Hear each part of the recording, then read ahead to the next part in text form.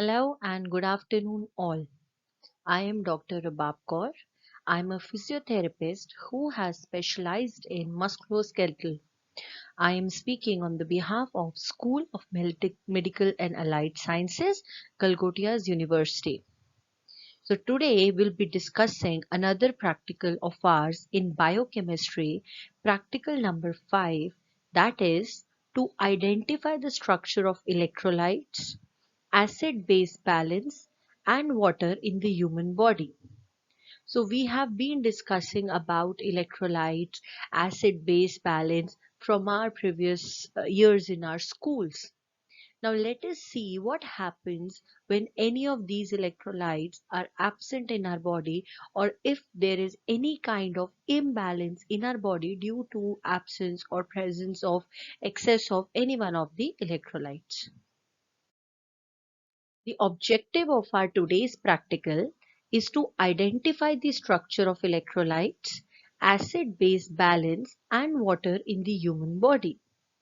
We'll be discussing about the role of electrolytes in our body, and we will also be discussing in detail the clinical conditions which are related to imbalance of the electrolytes in body.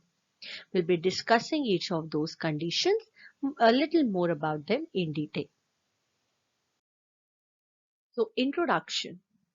Electrolytes in living systems include sodium, potassium, chloride, bicarbonate, calcium, phosphate, magnesium, copper, zinc, iron, manganese, molybdenum, copper, and chromium.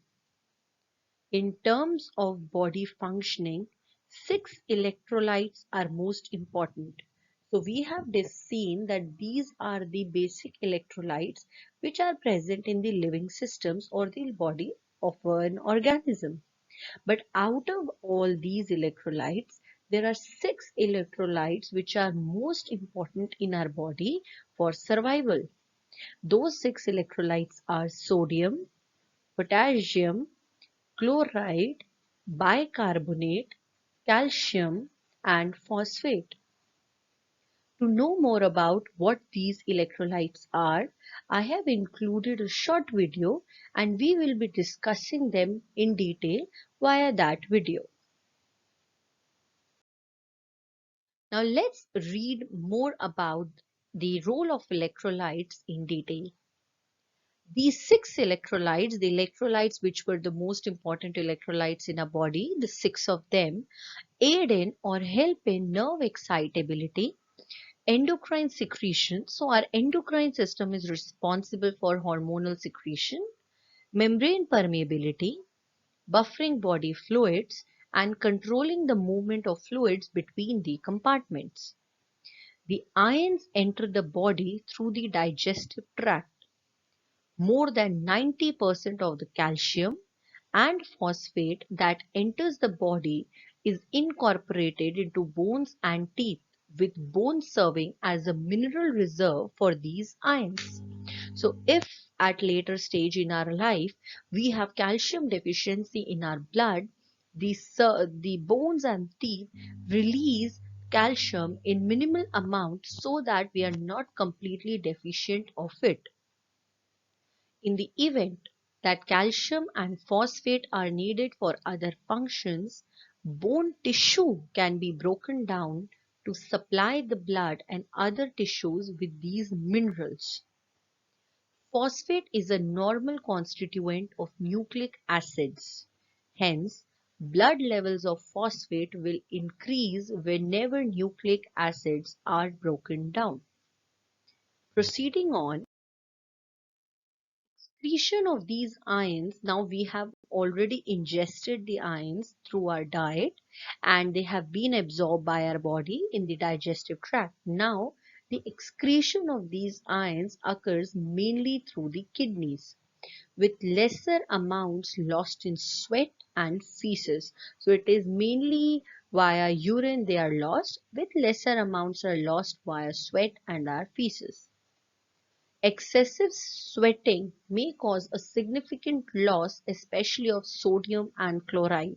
So we discussed in our video that when we are sweating, mainly our sweat is salty. Why? Because when we are sweating excessively, mainly our sodium and our chloride are released. So that is why we need to have sports drink if we are quite a heavy athlete player. Severe vomiting or diarrhea will cause a loss of chloride and bicarbonate ions. In a clinical setting, sodium, potassium, and chloride are typically analyzed in a routine urine sample. In contrast, calcium and phosphate analysis requires a collection of urine across a 24-hour period because the output of these ions can vary considerably over the course of a day. Urine values reflect the rates of excretion of these ions. Bicarbonate is the one ion that is not normally excreted in urine. Instead, it is conserved by the kidney for use in the body's buffering systems. So, after reading all of these role of electrolytes, let's sum up. I have included a video for the same to sum up the roles of these basic electrolytes much more in detail. So, the various clinical points which we will be discussing now in detail. The first condition is hyponatremia. Hyponatremia is a lower than normal concentration of sodium, usually associated with excess water accumulation in the body, which dilutes the sodium. So we have sodium, but its concentration is reduced by excessive amount of water in our body. An absolute loss of sodium may be due to a decreased intake of the ion coupled with its continual excretion in the urine. An abnormal loss of sodium from the body can result from several conditions, including excessive sweating, which we discussed in our videos as well, vomiting or diarrhea, which are loose motions, the use of diuretics, or you must say the excessive use of diuretics, excessive production of urine, which can occur in diabetes and acidosis, either metabolic acidosis or diabetic ketoacidosis. So this is the condition hyponatremia, which is lower than normal concentration of sodium in our body. Next is hypernatremia. As the name suggests, it is an abnormal increase of the blood sodium. It can result from water loss from the blood, resulting in hemoconcentration of all the blood constituents. Hormonal imbalances involving ADH, attention deficit hypertension, and aldosterone may also result in higher than normal sodium values known as hypernatremia. Another condition is hypokalemia. Now, hypokalemia is an abnormally low potassium blood level. So, the potassium ions are comparatively less in our blood in this condition.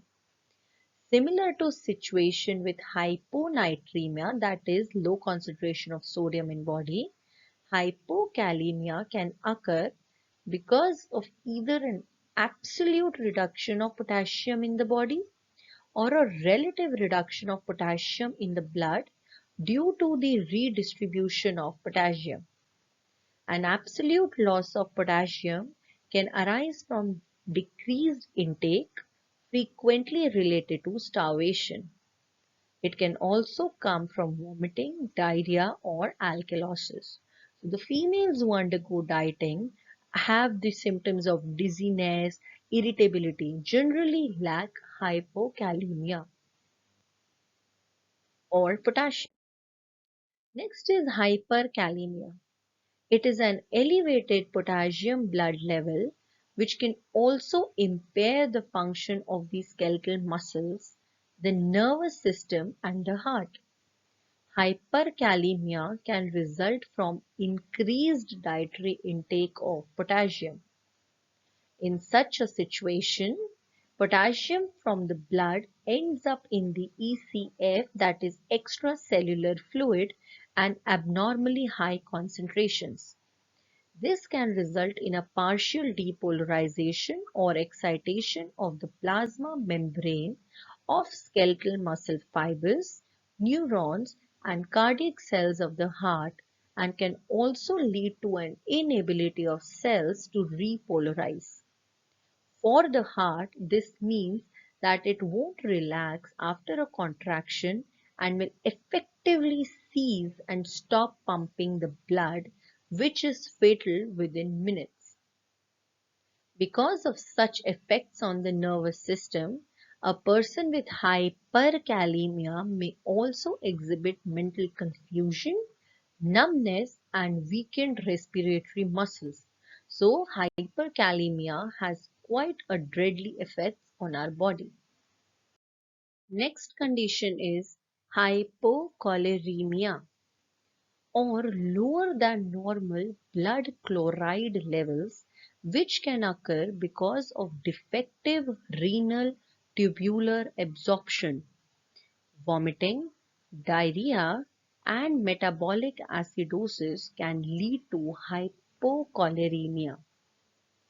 Next condition is hypercholeremia, or higher than normal blood chloride levels, which can occur due to dehydration, excessive intake of dietary salt, that is sodium chloride, or swallowing of seawater, aspirin intoxication, congestive heart failure, and the hereditary chronic lung disease, cystic fibrosis. In people who have cystic fibrosis, chloride levels in sweat are 2 to 5 times those of normal levels, and analysis of sweat is often used in the diagnosis of the disease. Next is hypocalcemia, or abnormally low calcium blood levels, is seen in a condition known as hypoparathyroidism, which may follow the removal of thyroid gland because the 4 nodules of parathyroid glands are embedded in it. Next is hypercalcemia, or abnormally high calcium blood levels, is seen in primary hyperparathyroidism. Some malignancies may also result in hypercalcemia. Next is hypophosphatemia, or abnormally low phosphate blood levels, which occurs with heavy use of antacids during alcohol withdrawal and during malnourishment. In the face of phosphate depletion, the kidneys usually conserve phosphate, but during starvation, this conservation is impaired greatly. Hyperphosphatemia, or abnormally increased levels of phosphates in the blood, occurs if there is decreased renal function or in cases of acute lymphocytic leukemia. Additionally, because phosphate is a major constituent of the intracellular fluid, any significant destruction of cells can result in dumping of phosphate into the extracellular fluid. Session was clear to you guys. Thank you so much.